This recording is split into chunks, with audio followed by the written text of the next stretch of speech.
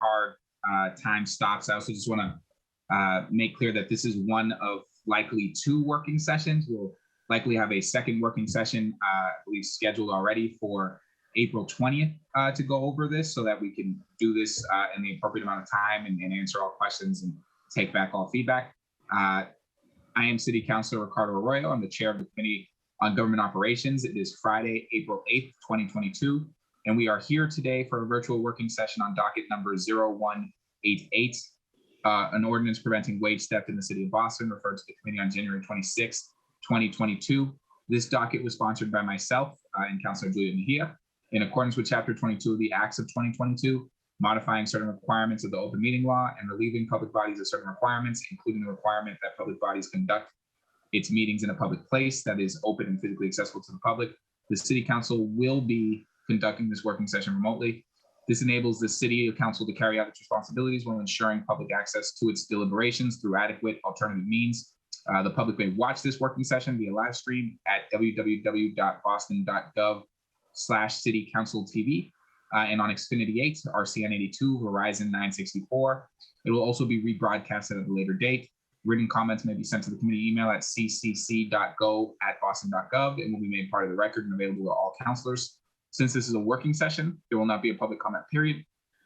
The purpose of this working session will be for the councilors to review the specific language of the dockets. This morning, I'm joined by my council colleague, Councilor Mejia. This ordinance would allow the City of Boston to leverage municipal tools in order to prevent wage theft practices in the city. It would apply to all city contractors and organizations with municipal construction contracts, building permits, and licenses. Specifically, the ordinance is seeking to hold not just contractors, but also subcontractors accountable for their employment practices. The ordinance would also create a wage theft committee in order to review wage theft complaints and provide recommendations to the mayor and city council on the implementation and effectiveness of this ordinance. Finally, the ordinance would also establish a formal wage theft complaint process in coordination with Corporation Counsel and the Attorney General's office. Again, this session is to discuss specific language suggestions and edits. With that said, as the chair, I'll be skipping introductions from other councilors, and we have been joined by Councilor Laurel. Due to time constraints, I'm just going to have Councilor Mejia speak briefly with an opening, and then we'll jump right into the working session. Councilor Mejia, the floor is yours.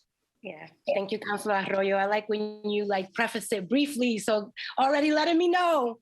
No, seriously, thank you, Councilor Arroyo, for not only chairing, but also for leading on this effort. I'm just looking forward to working alongside our council colleagues and the administration and our advocates to help this ordinance get to where it needs to be so that we can meet the moment. That's it. Thank you, Councilor Mejia. And we are joined today by a number of folks, and I'm just going to run through the list, and then we're going to jump right into the docket, and I will give folks who believe that they want to give an opening a very brief amount of time to do that, so we can do that. But from the administration, we're joined by Director Trin Nguyen from the Office of Workforce Development, Chief of Government Services Jason Letterman from the Law Department, Jacqueline Munson, the Assistant Corporation Counsel from the Law Department, Chris English, the Chief of Staff at the Inspectional Services Department, and Kevin Coyne, who's the Director of Purchasing.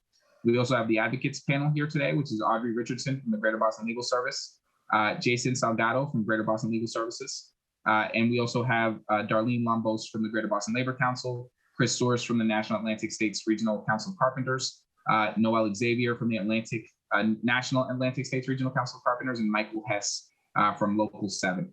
And so what we'll do here is I want to give folks from our panel who feel as though they would like to give an opening, the chance to give an opening. So if you would like to give an opening, please just raise your hand. Otherwise, we will just jump right into the ordinance itself and start going section by section over the ordinance. So if anybody on the panel feels like they'd like to give an opening, please raise your yellow hand.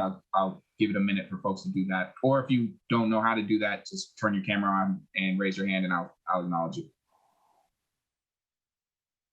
All right, looks like we're going right into the ordinance, which is great. So let me just pull that up. 1 second.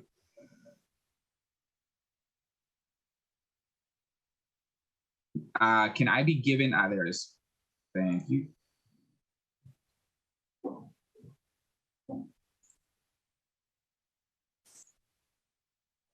Okay. Let me just make sure. So can everybody see the wage theft ordinance? Is that coming through clear? All right, perfect. And so section 1 is the purpose, which is the purpose of this ordinance is to provide municipal legislative guidance to enforce state and federal regulations around fair contracting practices. This ordinance will lay out requirements for municipal contracts with the City of Boston, departments and agencies. Does anyone have any issues with that or anything they want to raise with the purpose? And to make it easier, just jump in. So frankly, popcorn style is better when I have this many folks because it's harder to keep track of folks. I think I see Director Nguyen raising her hand. Yes, it is you. You can take forth. Yes, the city contract, just a question. There's some agencies in the city that are quasi. So that has to be defined as well. If it's just city agencies or quasis. That's a good question. Okay, so that's a good flag, and we'll get to that. Anybody else have anything for the purpose? I just wanted to clarify, Councillor, that quasis means the Boston Public Health Commission, Boston Housing Authority, and stuff. For those who are, those who are on the call who may not know what the quasi term stands for. I apologize, I didn't clarify that earlier. Yeah, so we'll make sure we do that. In the definition section, we'll just throw in a definition on that section of it so that we get it clear, so folks know the difference between the quasi and non-quasi. And then section 2, and just to be clear before we move on to section 2, is everybody else fine with the section 1 purpose beyond that one flag? I also want to just acknowledge we've been joined by Ruthsy Louis Jen, Councilor Ruthsy Louis Jen.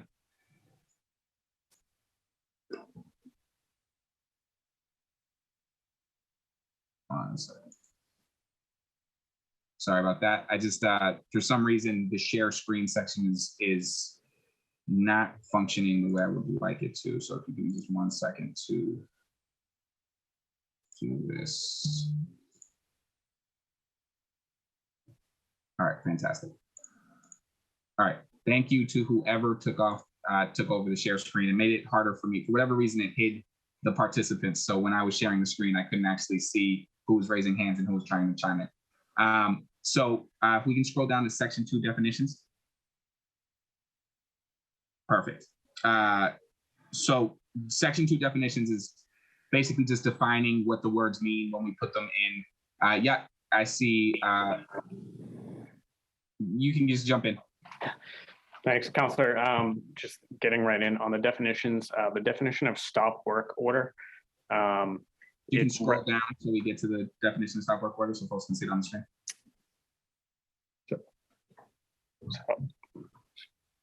And not you, whoever's sharing the screen. So whoever's doing the screen sharing and took that over, if you could just scroll down.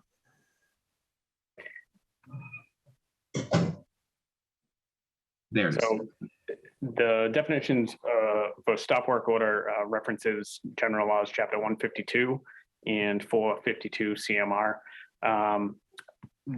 But Section 9 asks ISD to issue stop work orders.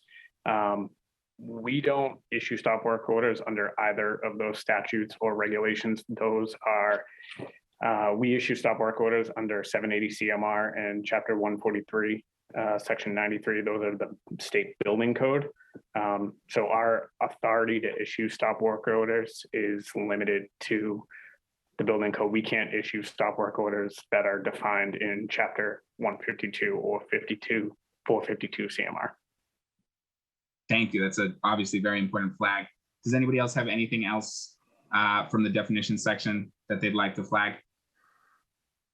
I'm sorry, I may have missed this, but is there anything on hearing or due diligence before stop work order? I understand that once you get to stop work orders and hard sanctions. I think having a phase around due diligence and hearing is important because it sends the message out to the public without, before going into the sanctions piece, as my colleague Chris English stated. So a hearing and some due diligence and some preventive measures may also help. Yeah, so that does come up later in the document. So when we get to that section, we'll bring it up, but that is there, yes. Any other questions with the definitions of any of the terms that we have here, which include Boston resident, employee, employer, minimum wage, overtime, prevailing wage? Thank you for flagging the stop work order definition. We'll take care of that in whatever the amended final draft of this is. Does anybody else have any flags on that that they'd like to raise? I see Councilor Louis Jen has her hand up, so the floor is yours.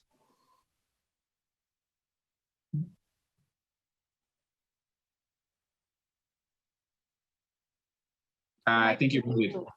Yeah, you're muted. Rookie mistake.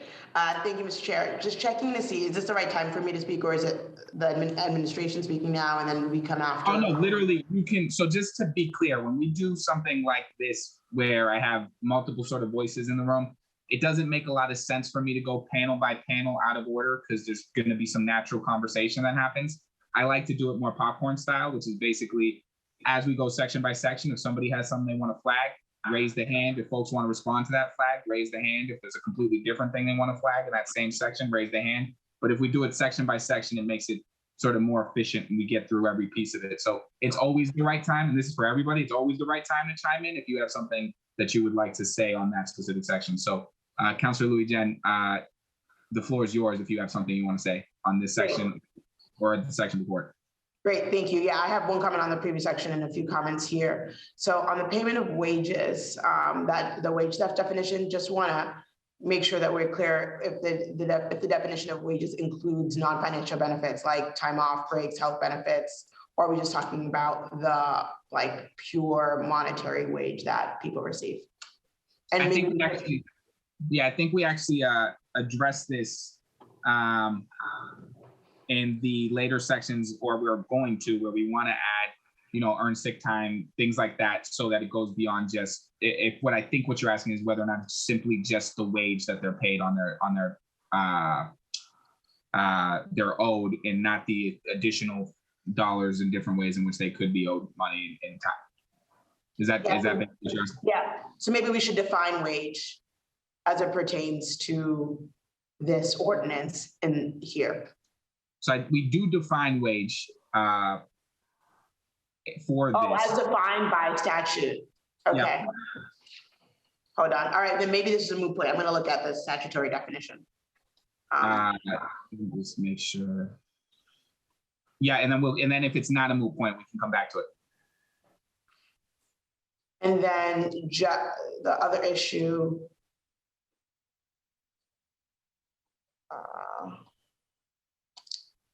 Sorry, 1 second. No worries. It's hard navigating between the screens. I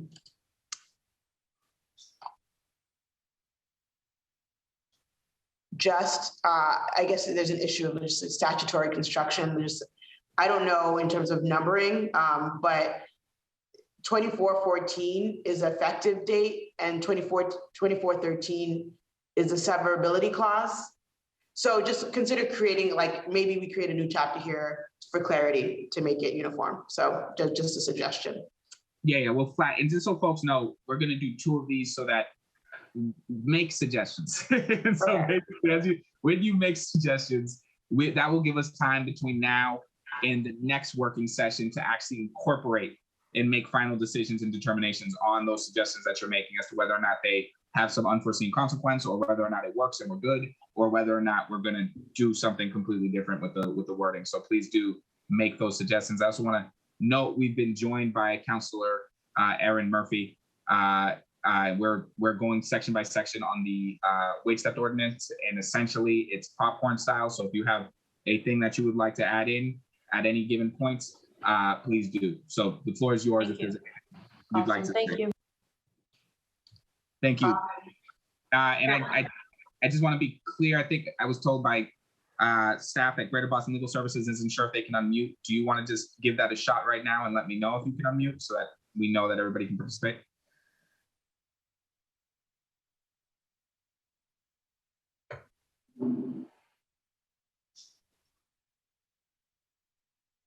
All right, so let me do it that way. Hi, I may have missed a bit because I had to rejoin as a panelist and was off for a little bit, but had a comment on the definition section. Fantastic. So then please. Mr. Chair, can I make one more comment, Mr. Chair? Yeah, so let me go back to you, Ms. Richardson. I'm going to let Councilor Lee Jen make a comment and then flip it right back to you. Super Councilor quick. Yep. So in 25.1, just like stylistic, this ordinance lays out, I think we don't need to include future tense there. And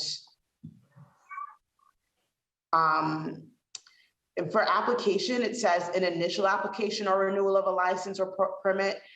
I just want to know if that definition also includes reapplication, like for example, in cases where there's a denial of an application and then a subsequent one. So that's all. Those are my 2 points, and then I'm done for this section. Thank you. Audrey Richardson. Hi, thank you. And I apologize for if I was speaking up out of turn there. I just wasn't sure if what I had missed while I was gone and trying to get back in. So or if this is repetitive, but I think that it would be important in the wage theft definition to add earned sick time there. Not repetitive, just a second flag where we might have to figure out how we do that, which I would agree. I think it is important to add that. So okay. We'll figure out a way to work that in if it's not in that actual definition from the site that we have. And so does anybody else have anything else for the definition section before we get to the Wage Theft Advisory Committee? Christopher Source. It has to do with the definition under stop work order, which is the TIF agreement and TIF plan. And I'm speaking on behalf of the carpenters, and I think it would be useful to broaden the definition of the kinds of projects that are affected by this kind of tax relief. It turns out that there are, of course, many different types of sort of tax increment financing, tax breaks, and other ways that municipalities finance directly or indirectly construction projects, either through tax breaks or cash grants. And I think it would be useful to expand the definition to encompass, the various ways that cities do that. Okay, so it sounds like we're going to probably have quite a bit of editing work just at the definition section for that next session to just make it very clear what the terms mean and what we're referencing as we go through the document itself.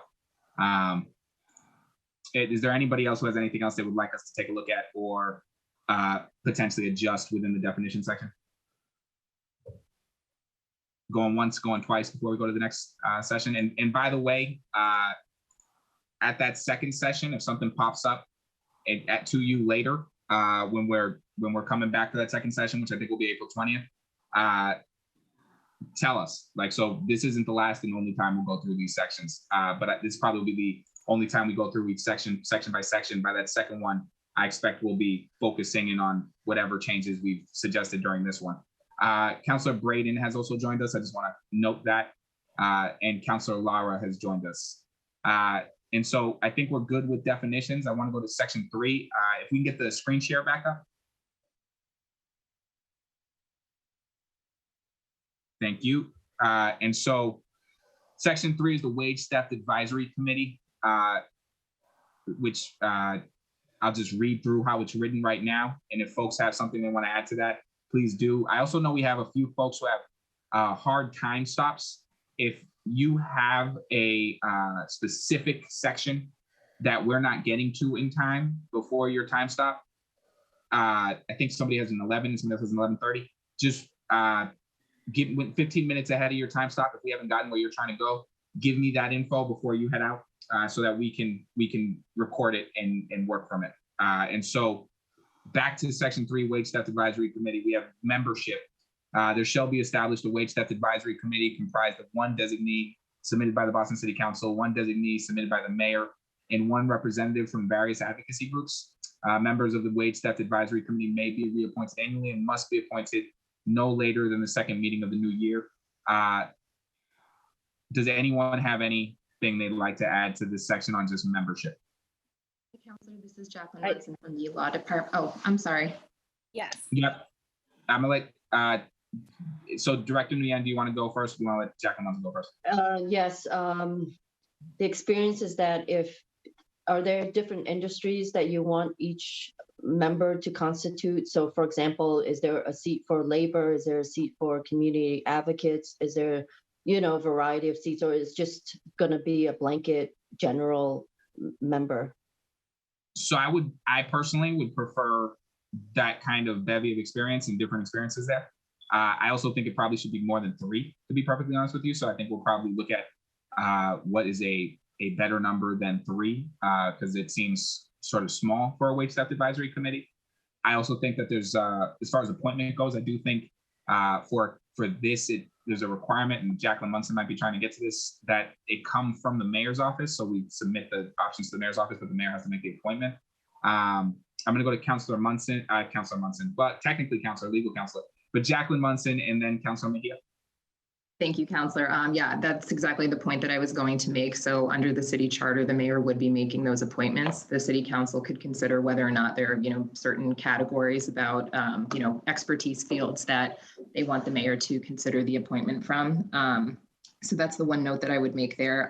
I also have a comment on the sort of location of where this Wage Theft Advisory Committee could possibly sit. I'm happy to let the other counselors speak and then get back to that point if it's preferable. Yeah, let's do it that way so that I can hear from Councilor Mejia and Darlene Lambos. Councilor Mejia, floor is yours. Yeah, Councilor Arroyo, I'm just curious in terms of the membership. I know we have representatives from various advocacy groups, so that's great to have that representation, but I'm curious if it would be helpful to also have folks with lived experience, like people who have gone through this journey, to be a part of this conversation. And I'm not sure if the people who are named in the advocacy group will kind of fill that voice. I just think that people who have experienced it personally can help inform and identify, cautionary tips of like when it potentially may be happening to you. So I'm just curious if there's ways for us to just have somebody with lived experience. Yeah, and I think we can try to make that happen.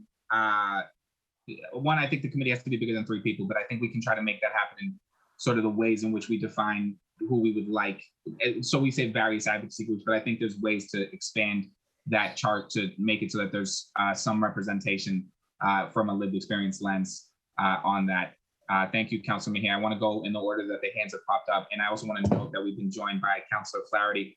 Councilor Flaherty, we're at Section 3.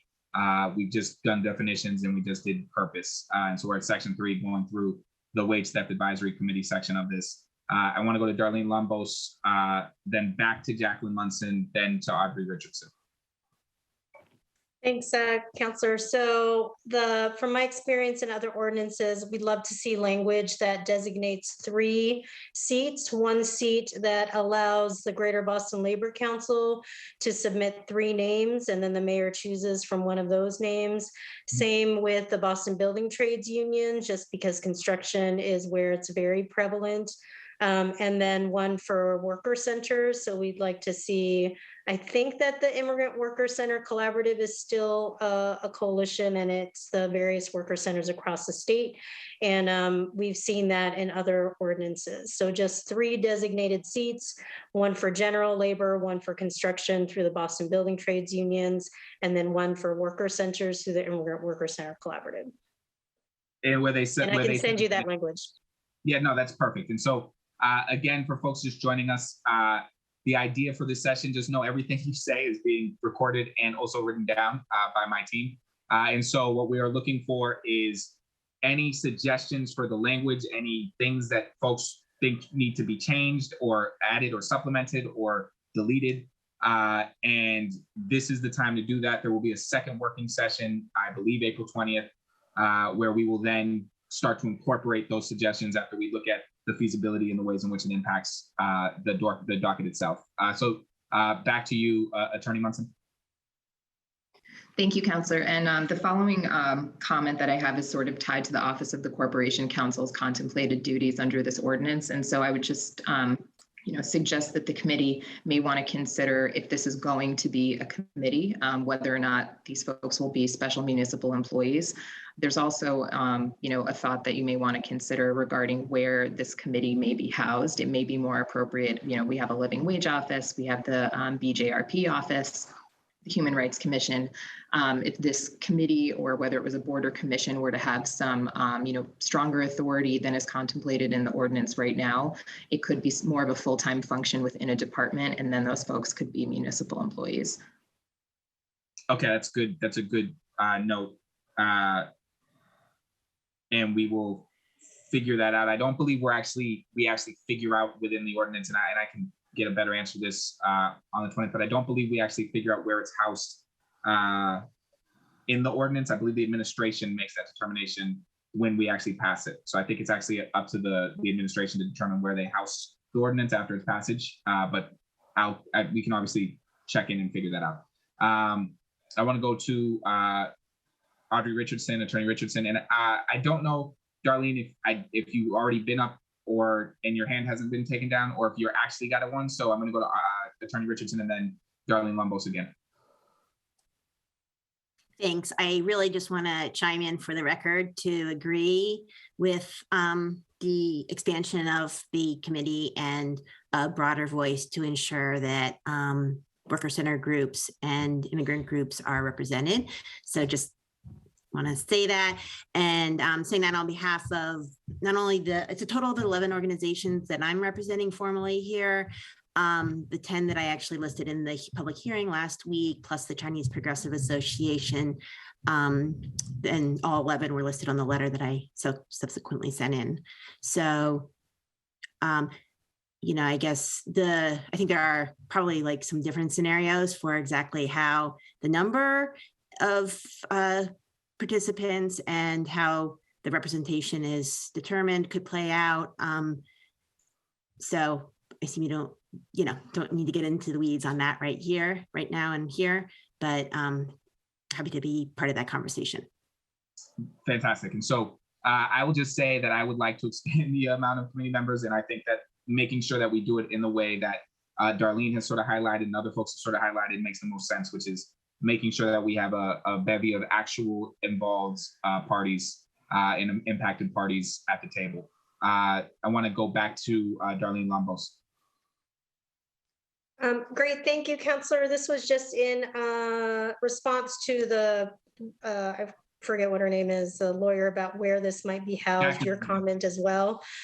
So I'm not sure if this is a section where that belongs, but I do have a strong recommendation that it goes to TRIN's oversight in terms of that's where the living wage ordinance sits. That's it would, from the perspective of a labor council, that's where it makes a lot of sense to have it at OWD.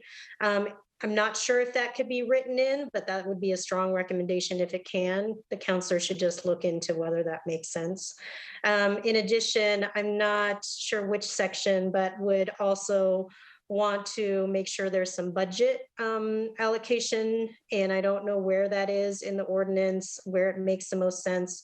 I see this section on reporting requirements and others.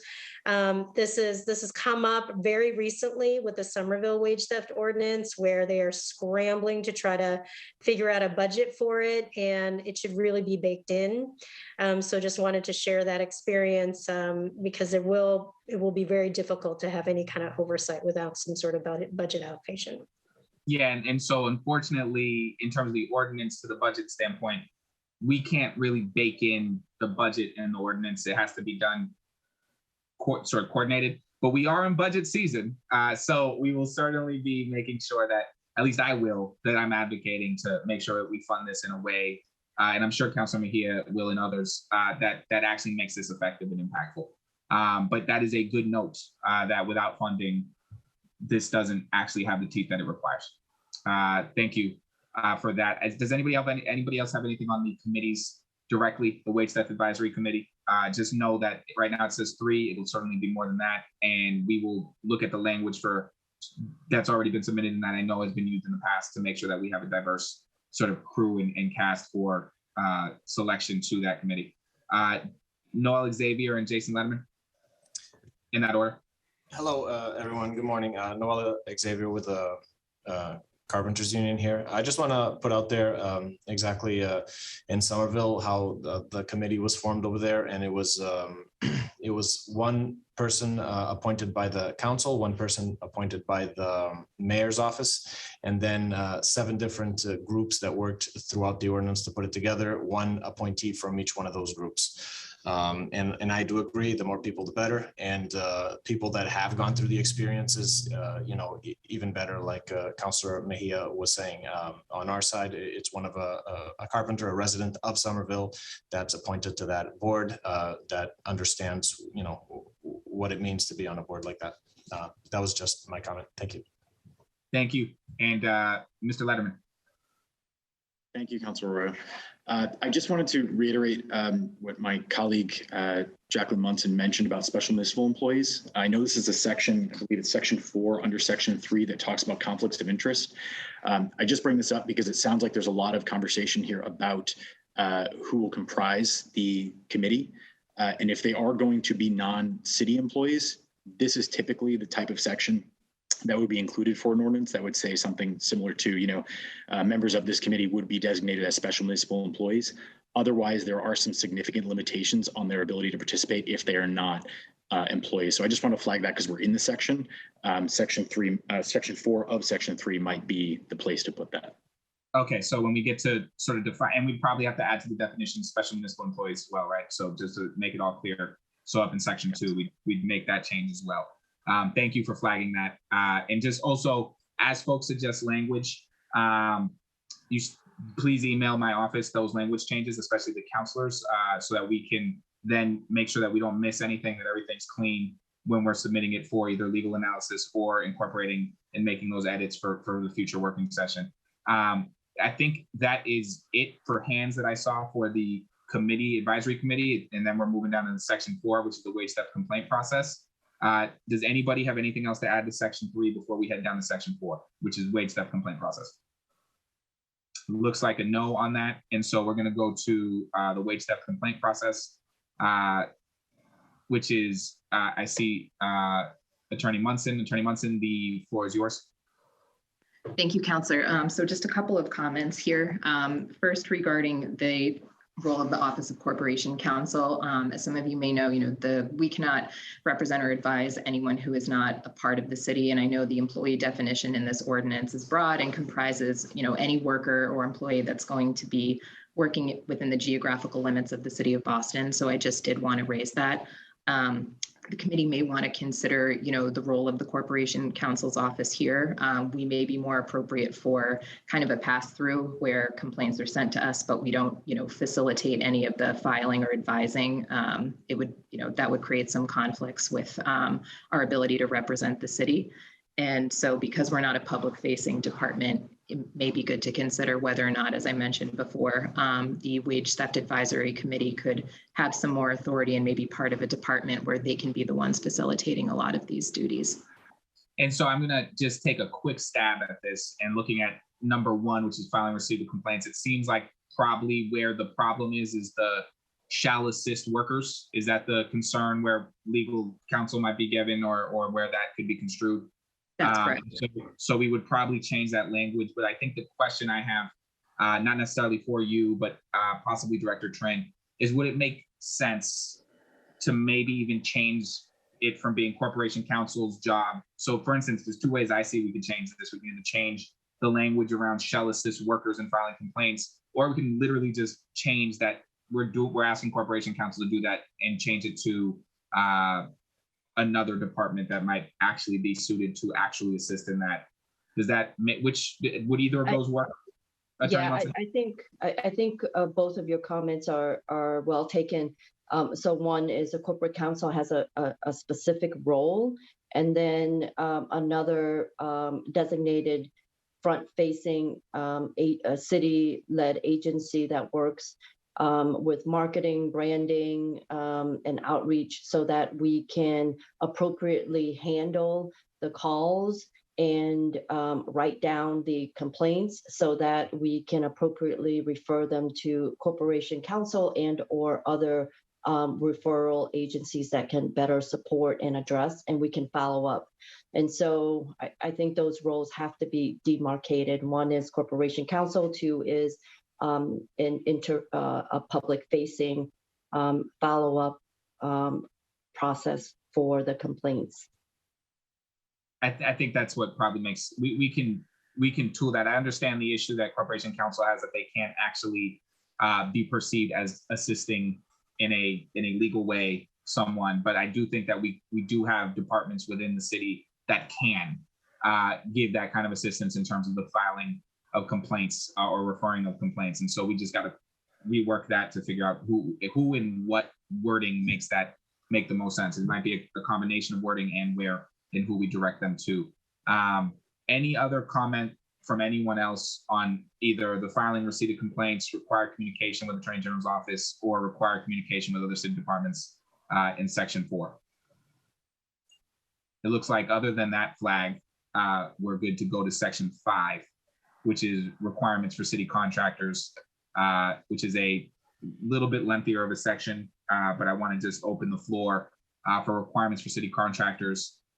Any section here that anyone has anything they'd like to add or talk about, which is broken down as 1 RFP bid and successful bidder requirements, and then has an A, B, C, D, a 1 and 2 to the D, and then an E. Anybody have? I see Kevin Coyne. Floor is yours. Good morning, Councilor.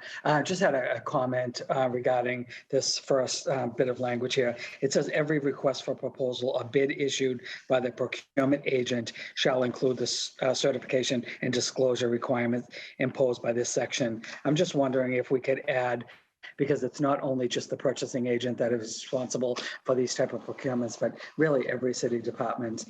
So I wondered if we might be able to expand upon that by saying that the procurement agent, department, or designee. And that similar language appears in several other sections beyond Section 5. Okay, thank you for that flag. That actually, that's exactly what these sessions are for.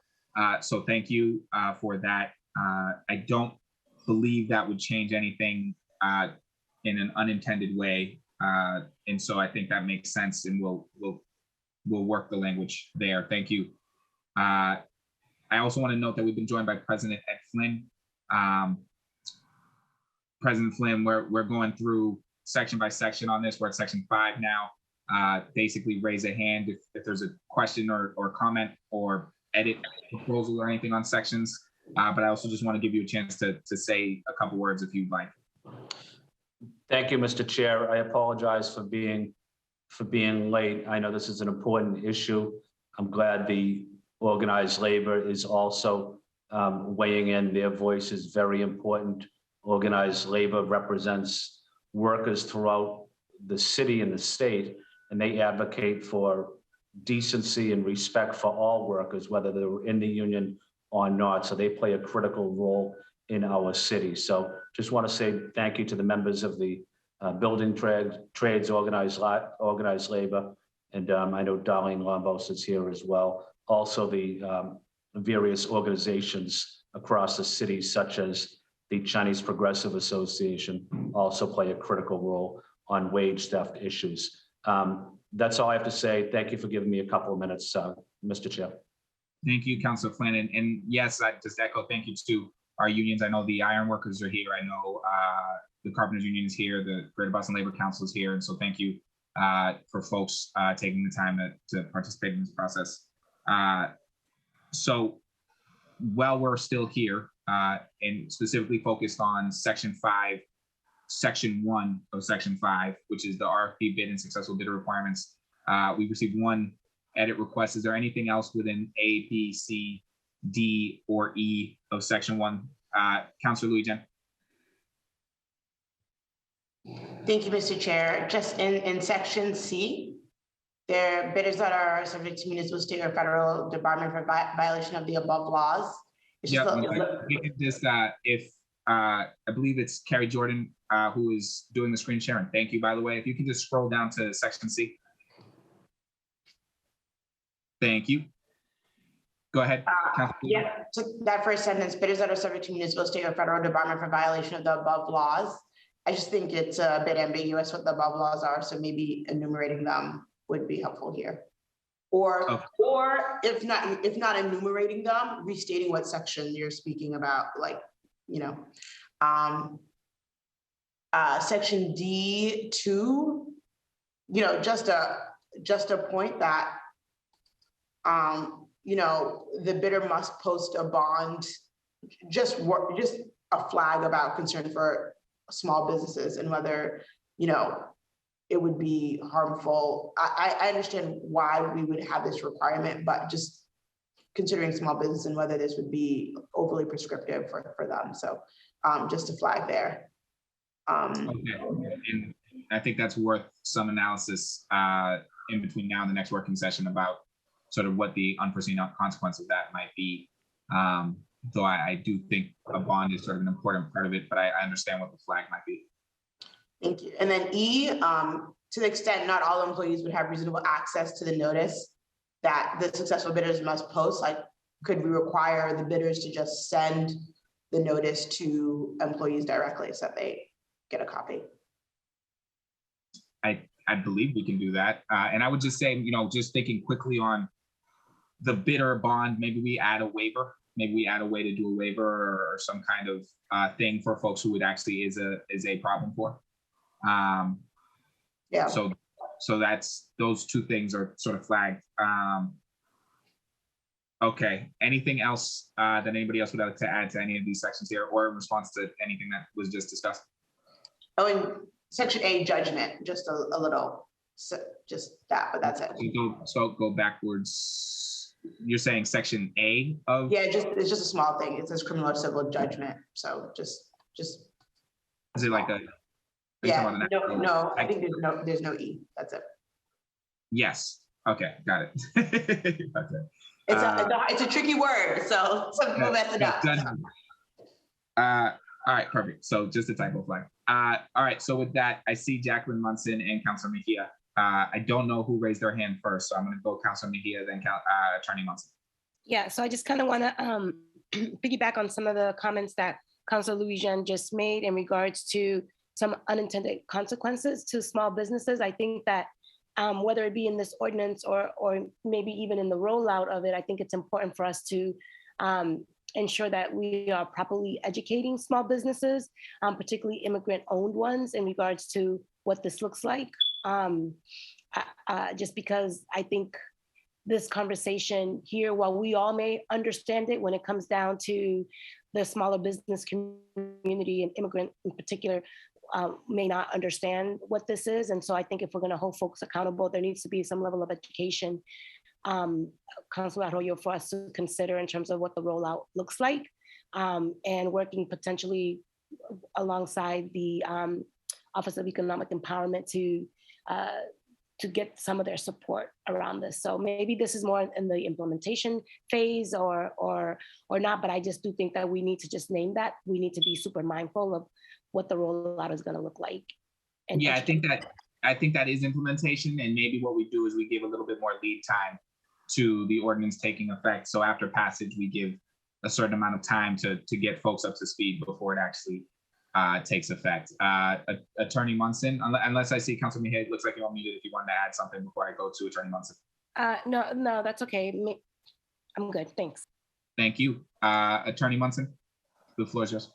Thank you, Councilor. I just wanted to make a quick note about section 3A, and I apologize, this does go back to, one of my comments does go back to the definition section. So just the definition of procurement agent. I think we have a lot of city departments where people who are handling procurements have different kinds of titles. And so the committee may just want to consider whether or not the term procurement agent is the correct term to be using for the numerous different employment titles that people have who are handling contracts.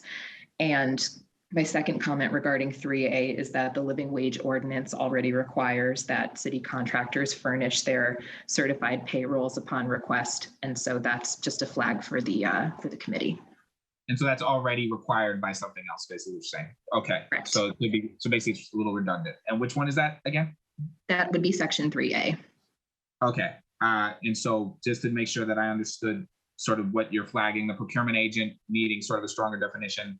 And then it's also, is the entirety of that already required by another ordinance? It's in the living wage ordinance, correct. Okay, fantastic. Thank you. So we flagged all of that. We jumped ahead of 2 there. I appreciate you jumping in on that. Does anyone have anything else before we move on to section 2 of section 5? Does anybody else have anything else on the RFP bid and successful bidder requirements section, which is that A through E? Looks like no. And so I want to go to section 2 now of, well, 2 of section 5, which is certification and disclosures, which is that A, B, C section there. Does anybody have anything on that? And it's, I would assume, Attorney Munson, that here it's where it says the procurement agent, same thing that you're basically saying in section 3A, maybe a stronger definition of procurement agent. That's correct, Counselor. Or maybe even, for example, I think this was mentioned previously, perhaps adding the term or designee onto it, just to make sure that we're capturing everybody who needs to be included. Perfect. So I'll flag that for pretty much every place where that shows up from here on out. Anything else anyone notes or would like to note or edit or change in this section, this part of section 5? Okay, moving on to part 3 of that, which is reporting and notice requirements during the contract term. Thank you, Attorney Munson, for your notes on that. Anybody have anything they'd like to add to this part of this? Okay, great. 4 is wage bonds, which is A, B, C there. Anybody have anything to add to part 4 here, or something they think needs further definition or anything of that nature for part 4 here on wage bonds? Looks like that's a no, which is great. 5 is suspension or revocation of contract wage theft as material breach of conditions in RFP or bid. Does anybody have anything here that they would like to add or change or expand on? Okay. And then 6, requirements for successors and interests, which is the final part of section 5. And it looks like that's a no. So, oh, actually, right back there. Darlene Lombos, the floor is yours.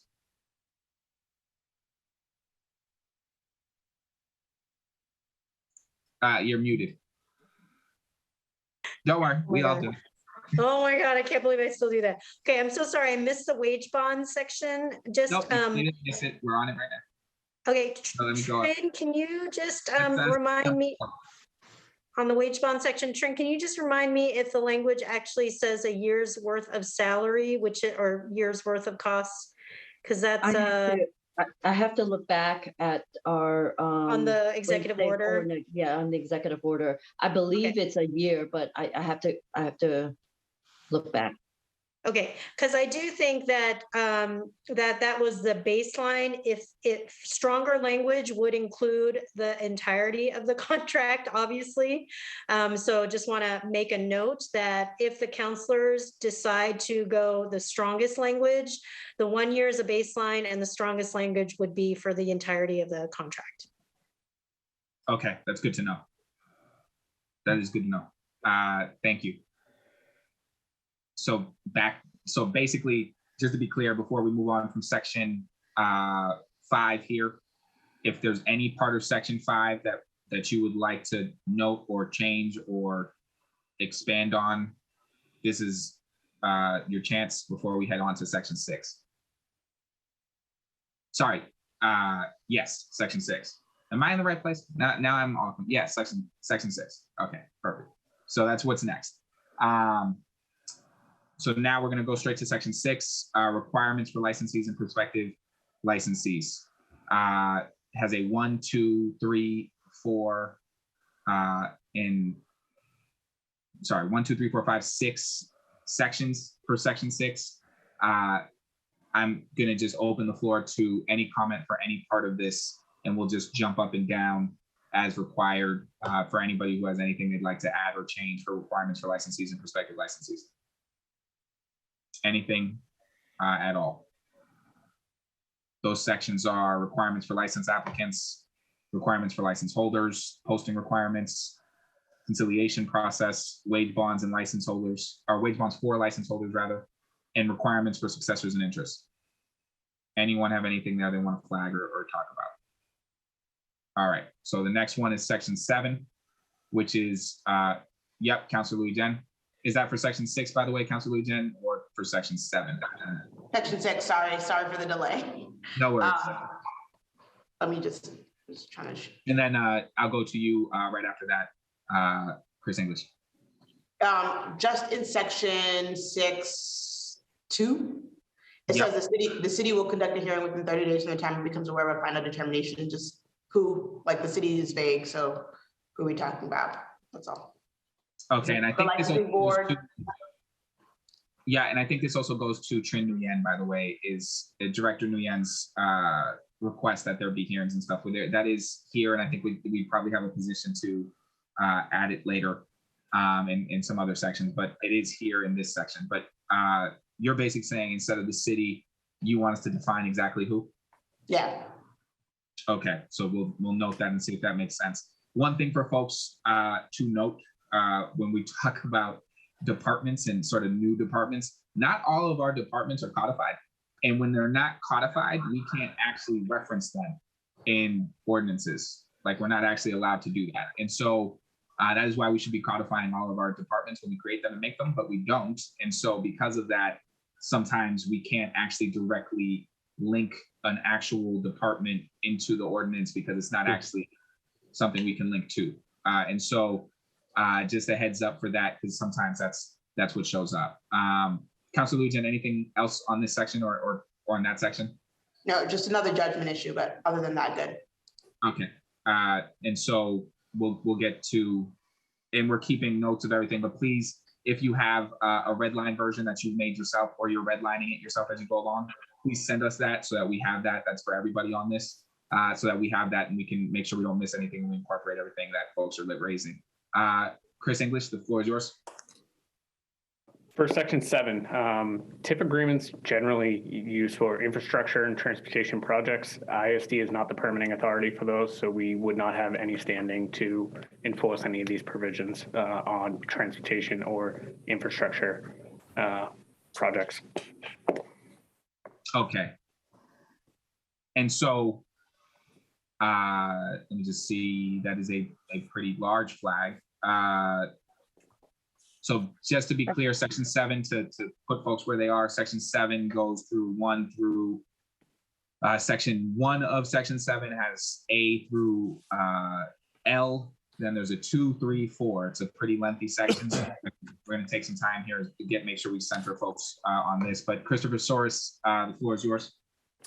I have a few suggestions about section 7, and I defer to you about how to take them. I can deal with them all, or we can kind of run through them kind of subsection by subsection. So however you would prefer.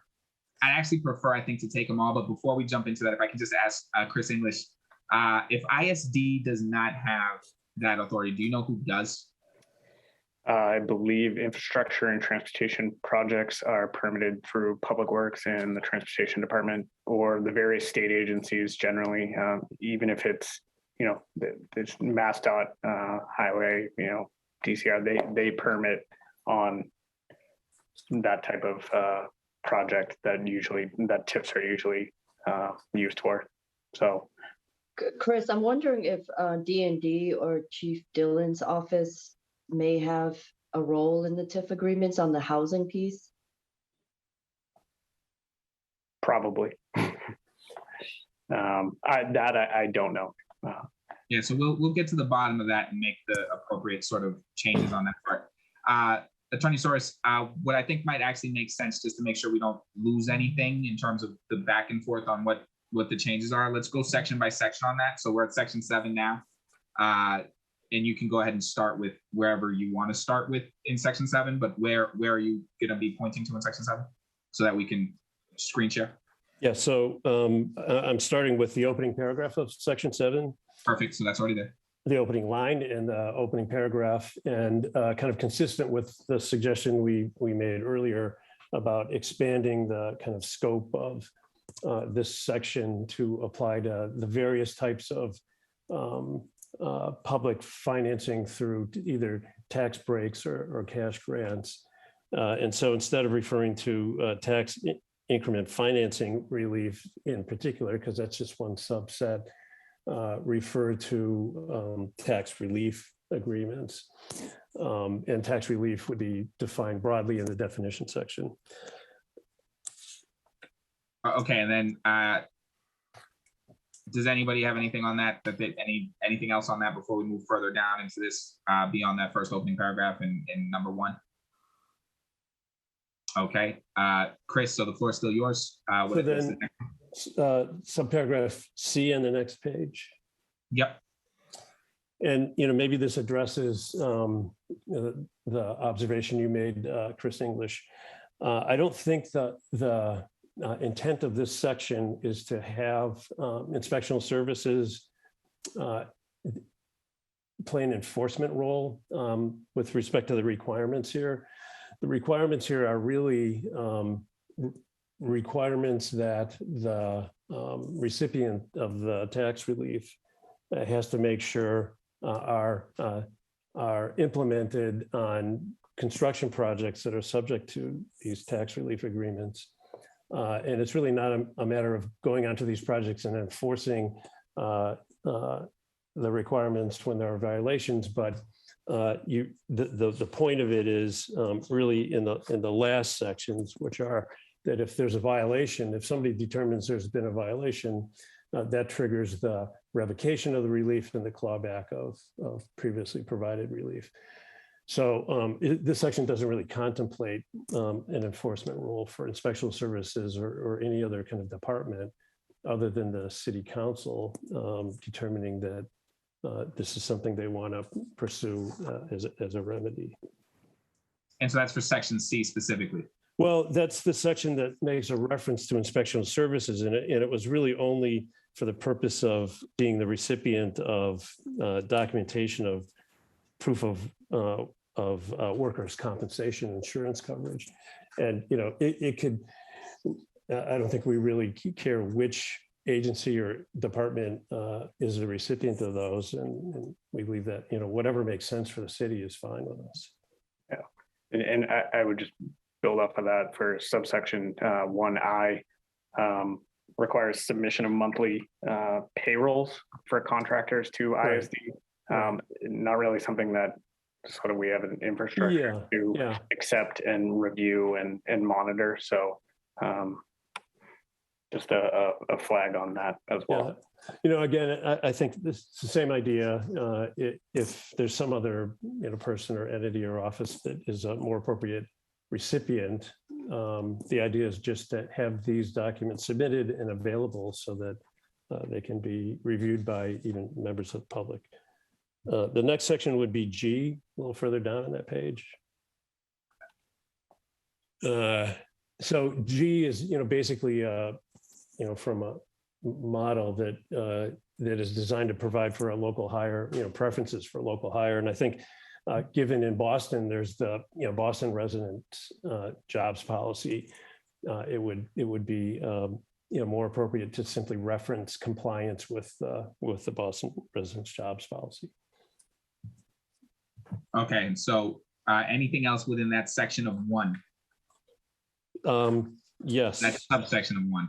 Yes. So that's A through L. And if anybody has any edits for section 1, well, subsection 1 in this section, which is the entirety of it from 1 to L, please raise your hand so we can go through it in an orderly way. I have one more suggestion about subsection 1. Yep. Which is to add a requirement that contractors that employ tradespeople that are in apprenticeable trades have registered apprenticeship programs registered with the Commonwealth.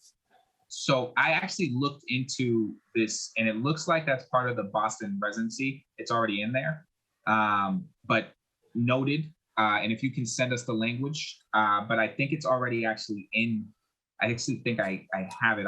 If you'll give me 1 second, I think I can read it to you, and we'll see if it's basically already there. But before that, anything else before I go to that, I just want to give it to Audrey Richardson and pull out that section really quick. No, the only comment I would make is that the reference to the Boston residence jobs policy and the addition of an apprenticeship requirement we would also suggest, just since we're talking about them, be added to section 8, which is the section that deals with municipal construction contracts.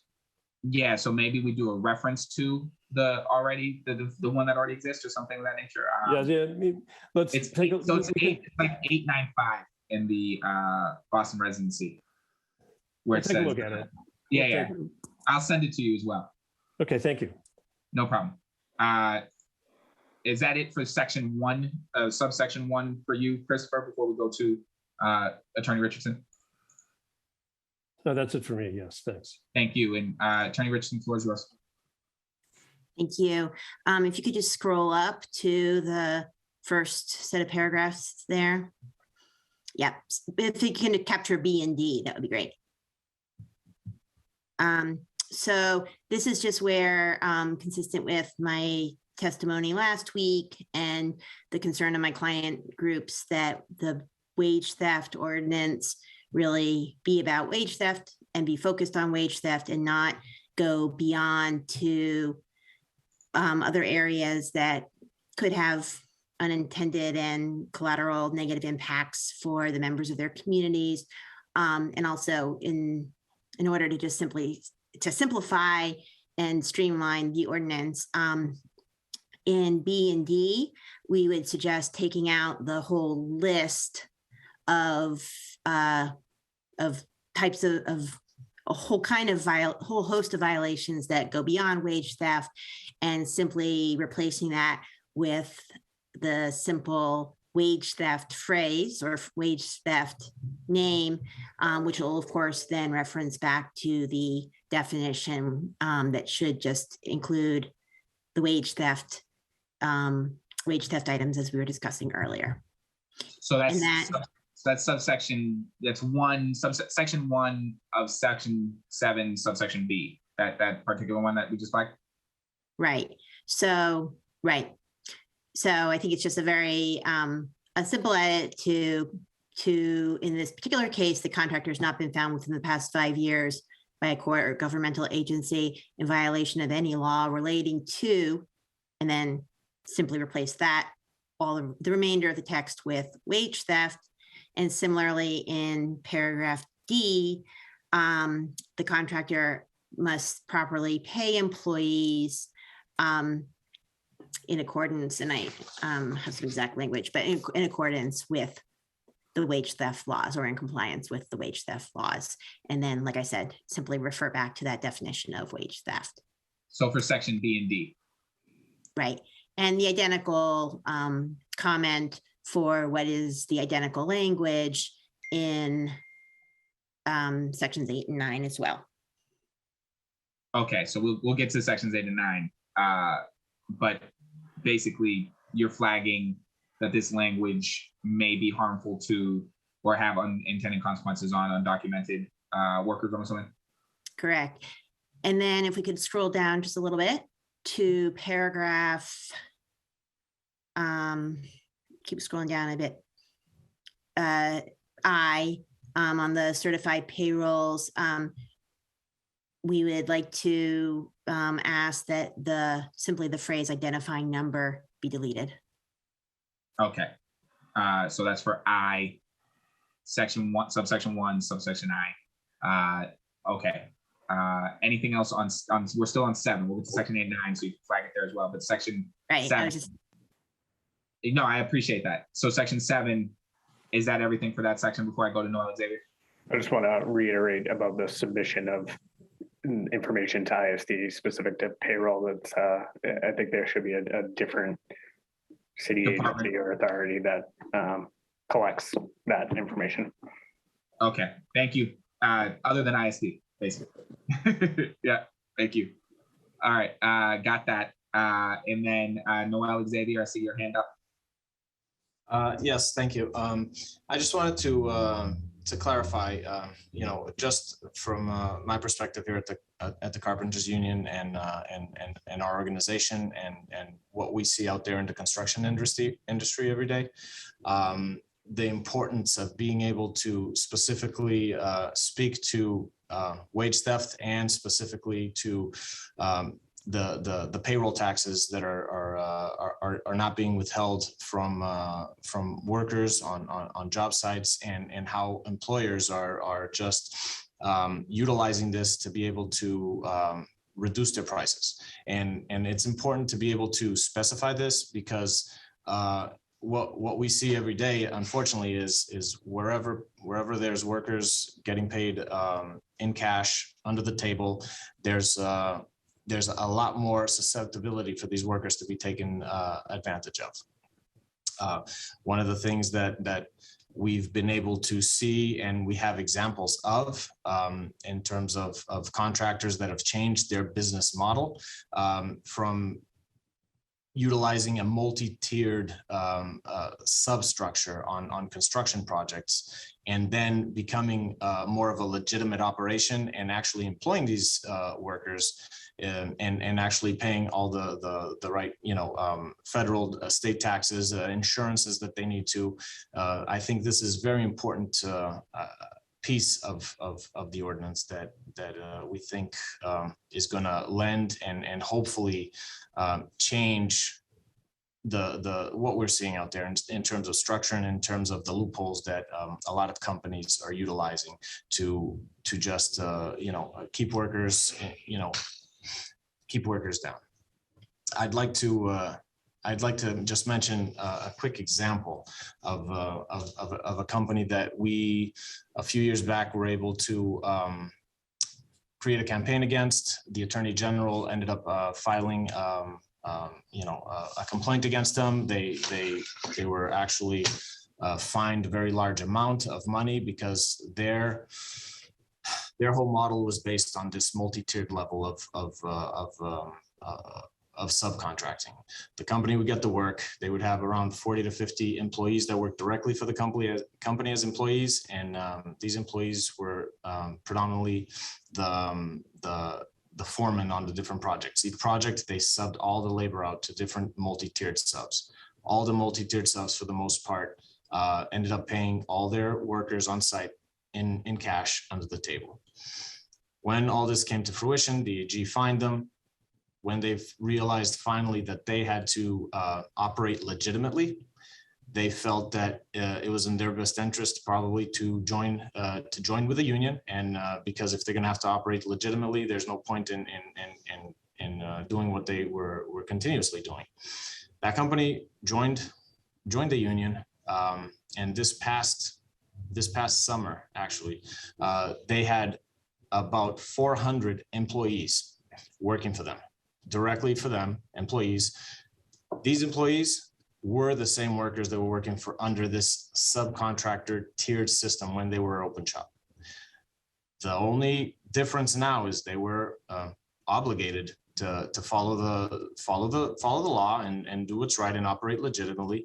And at the end of the day, what we saw were these workers being able to be elevated to a better position, where now they're actually having all their insurances paid on them, and everything being done right. So I just want to put that as a comment out there, and that's why we specifically would like to see this in this ordinance. And Noel, just so that I know sort of where that story that you just shared with us happened, was that Somerville? Was that due to the Somerville ordinance? No, this employer is an employer that is from New Hampshire.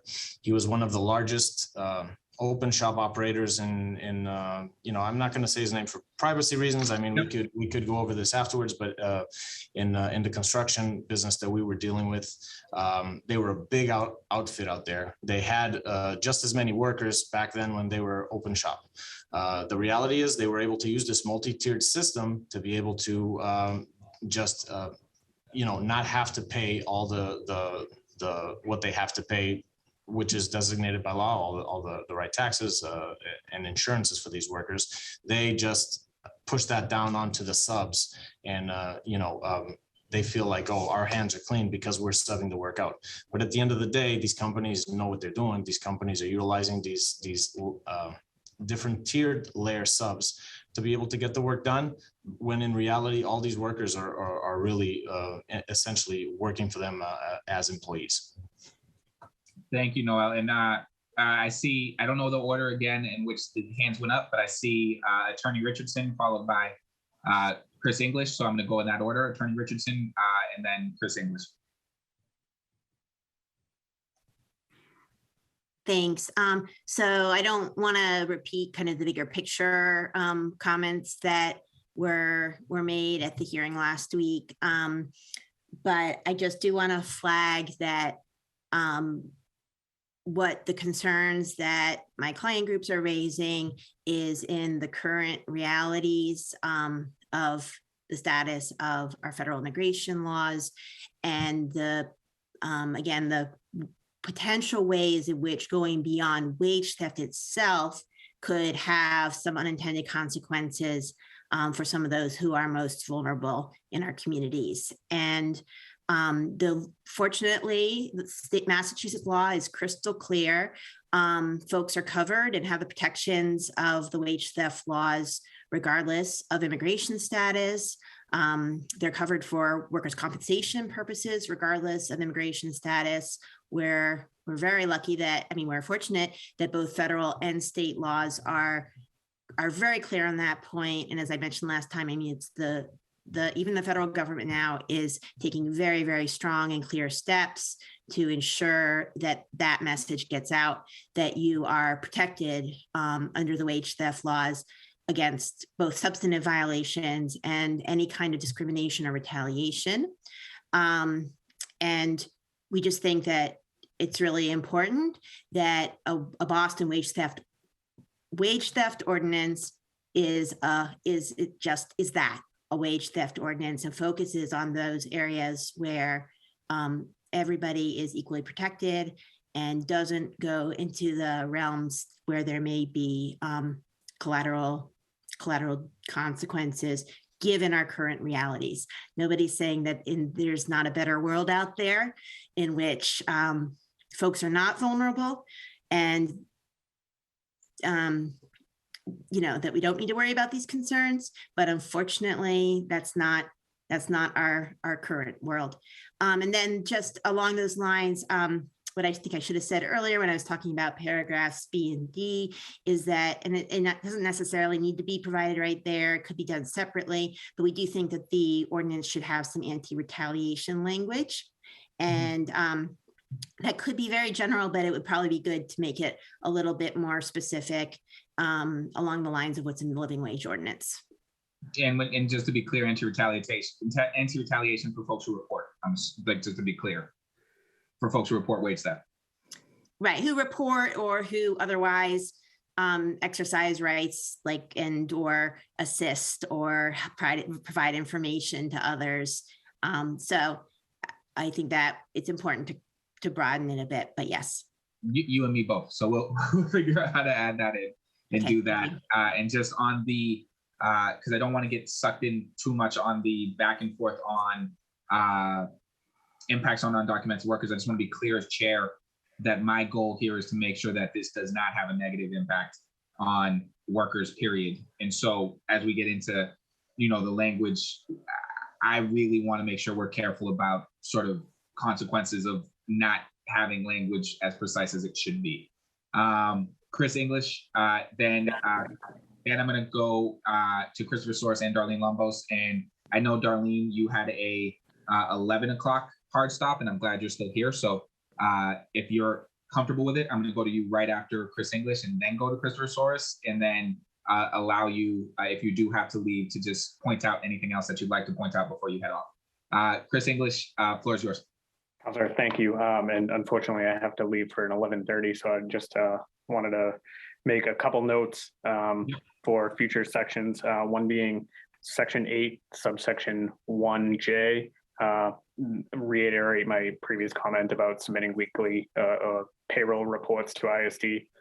Just feel that's better directed to a different city agency. There are two Section 9s, the second of which regarding worker safety.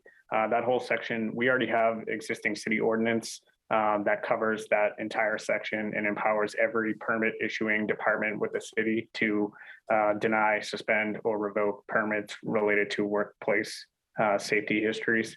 So that entire section is sort of duplicative of an existing city ordinance that we already enforce. And I have several other comments about the Section 9 municipal building permits that I'd be happy to follow up with you and send over. So I don't want to take up too much of everybody else's time. That's perfect. Thank you, Chris. Really appreciate your participation. And then just to be clear, you're saying the entire Section 9 on municipal building permits is already? No, the Section 9 it's called workplace safety. Yep. That one, we already have a city ordinance, which is city code. We flagged that. So I do believe we're planning and intending on striking that, but please do send me your red lines. That's for everybody on this. Please send me all of your edits, even if you've already verbalized them. Thank you, Mr. English. Appreciate it. I'm gonna go straight to Darlene Lumbos and then Christopher Soros. Thank you, Counselor. I just wanted to reiterate from the Labor Council's perspective that we share your goal in making sure that this is the strongest possible wage theft ordinance and also protect all of our residents in the city of Boston. And just wanted to offer our commitment to working through that language with you and our partners. We certainly have been able to do that with other ordinances as well, and also on the statewide language for the wage theft prevention bill, which is moving. I will say again how excited we are about that. So just wanted to reiterate that, and we'll work very closely with you, counselors, on the language as well as our partners. Thank you, Darlene. I appreciate that. And please do that, send that language. And just so everybody on this call is aware, April 20th at 10 a.m. is when we'll be doing the second working session. I'm going to go to Christopher Soros, then Director Nguyen. Just a quick comment, because I have to leave in a couple of minutes. It is true, and I'm not going to beat this issue to death, but it's certainly true that the laws are crystal clear about all the things that are addressed in the subsection that was just proposed to be limited just to the payment of wages. But the reality is that the laws are clear, but they're not working. And that's the only reason why we're all here talking about dealing with this issue on a municipal level. And the Carpenters Union has no interest in hurting undocumented workers. But I think Noel Xavier's point was that there is a path, despite the brokenness of the system, for undocumented workers to work on payroll and enjoy the benefits that they're entitled to as employees. And I'm sorry to jump ahead, but just quickly in section, because I do have to run, but in section 2 of section 7, it deals with the consequences for the owner of noncompliance, and as it's written, it contemplates only tax TIFs, and TIFs require that you go to the state for permission to revoke the TIF and to claw back the benefits. And I would suggest that if we're broadening it, the definition of tax relief to include other forms of tax relief that don't require the city to go to the state, that the contractual provisions provide that the city has the right to exercise those rights contractually.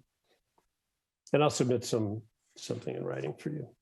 Please And with do. that, Thank you. I have to cut off. Yeah, no, I know you actually had 11:30, so I appreciate you as well for being here for this. And then just if you send the language that you have in your proposals to ricardo.arroyo@boston.gov for everybody, that's very helpful. And if I send it to you, you'll circulate it to everyone else because I don't Absolutely. have it. Okay, Yes, perfect. that's how that works. Yeah. All right, very good. Thank you very much.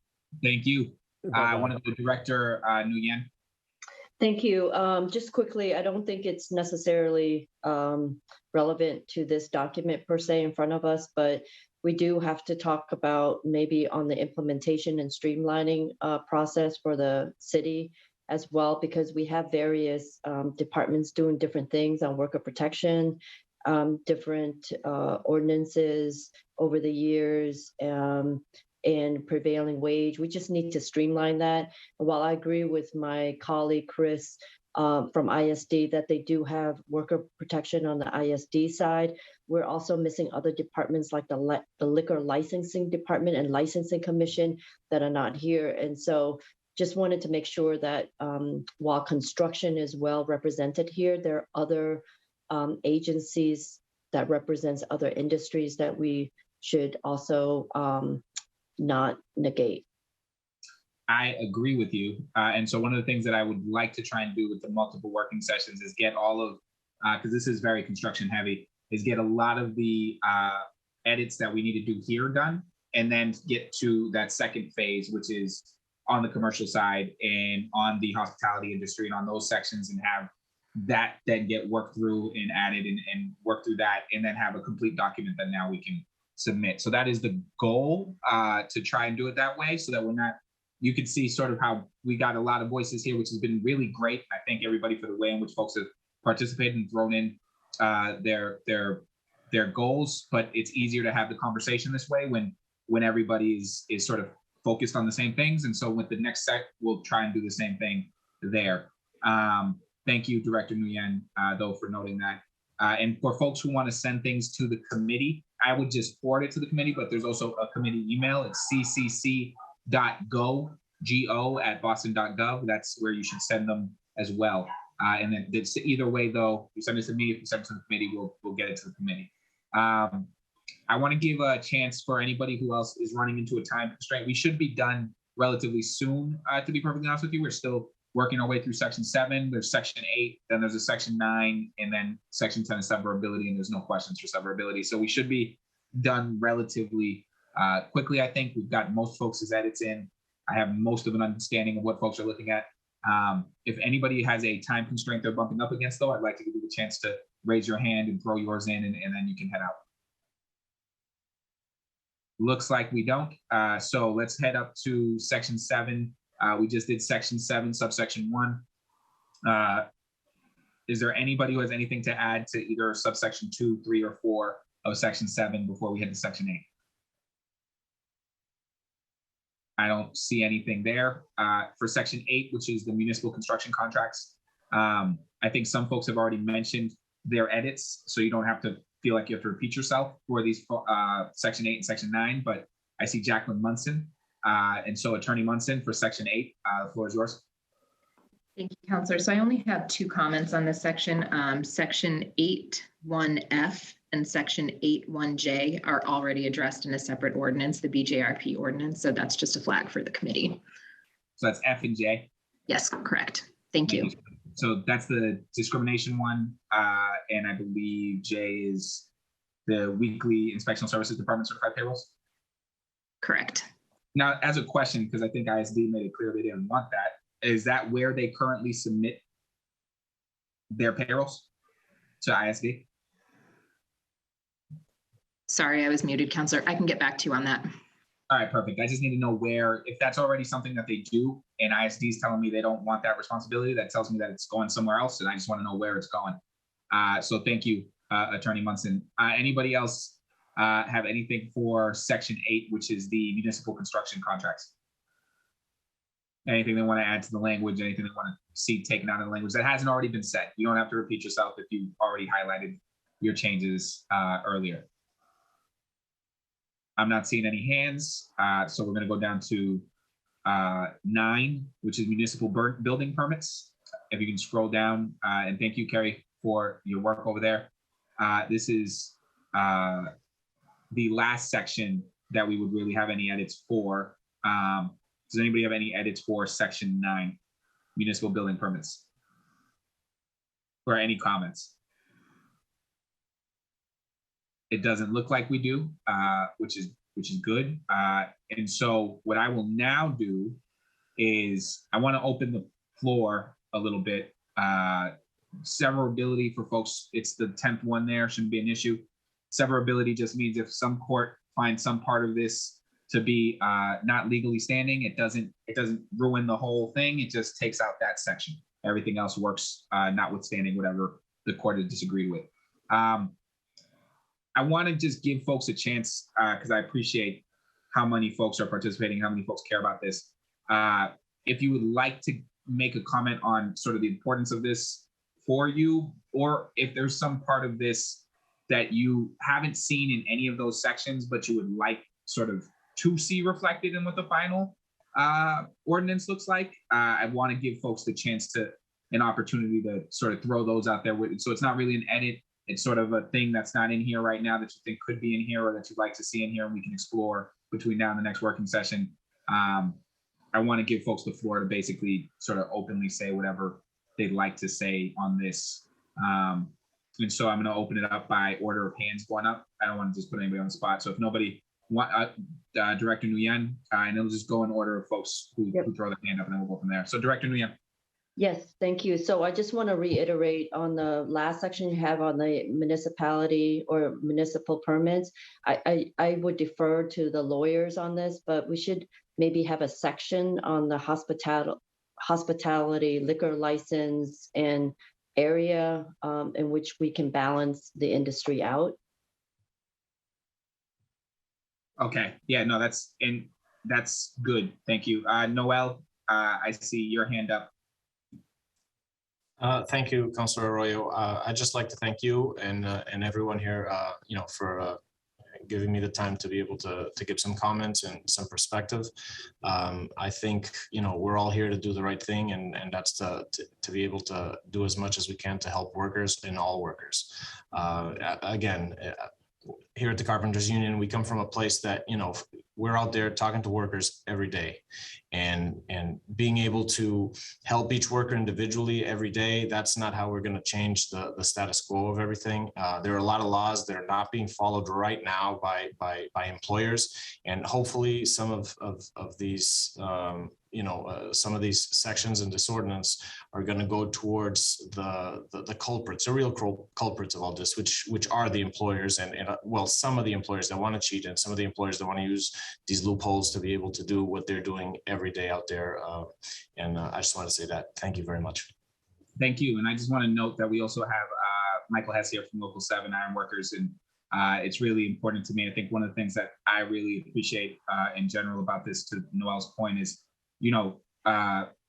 this protects all workers. The goal here is to protect all workers. It doesn't matter if they're union or not. And I just want to make it clear for folks who are watching this that, frankly, the reason that these protections that we're trying to get here, and I think we're going to get here, are on the table is because unions are pushing really hard to make sure that we're taking care of all of our workforce. And I think that's really admirable and deserves a lot of respect from folks, that this isn't just for union members. This is frankly going to do more to protect folks who aren't in unions than are, because they have union support. And so I just appreciate that our unions are looking out for working class folks in the city of Boston, whether they're union organized or not.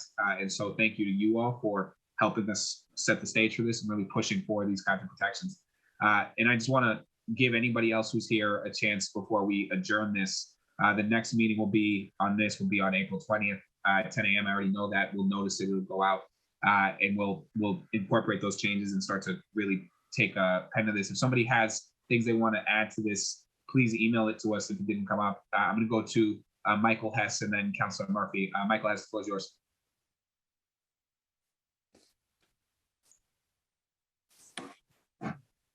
How are you, Councilor? I just wanted to say thank you on behalf of the iron workers. We represent workers, union and non-union. We have a couple of cases going on right now that we've noticed an uptick immigrant-owned businesses where they're misrepresenting the workers that they're hiring, and then they know that they can take advantage of them because their immigration status. So we have a few cases going on that. So this language will definitely help us. So Thank you. I just want to say thank you. Thank you to that, and thank you for noting that. Councilor Murphy. Yeah, I just wanted to say thank you to you, Councilor Royo, for holding this hearing. It's such an important issue.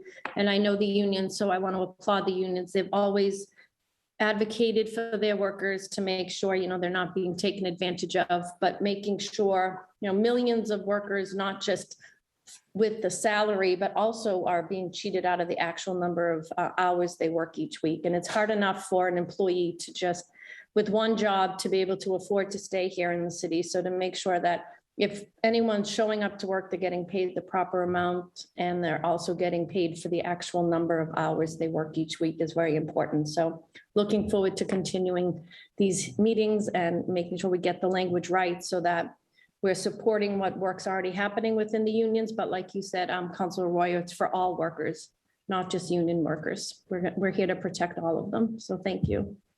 Thank you, Councilor Murphy. And I don't know if Councilor Mejia has anything she'd like to add before we adjourn, but the floor is yours. No, thank you, Councilor Arroyo. I'm really grateful for your leadership in this space and to work in partnership with you to get this passed. And I just really want to appreciate all of the panelists that have leaned into this and provided some really great perspective and feedback. So looking forward to getting this across the finish line, and more important, ensuring that we are protecting all of our workers, because that is the goal here. Thank you.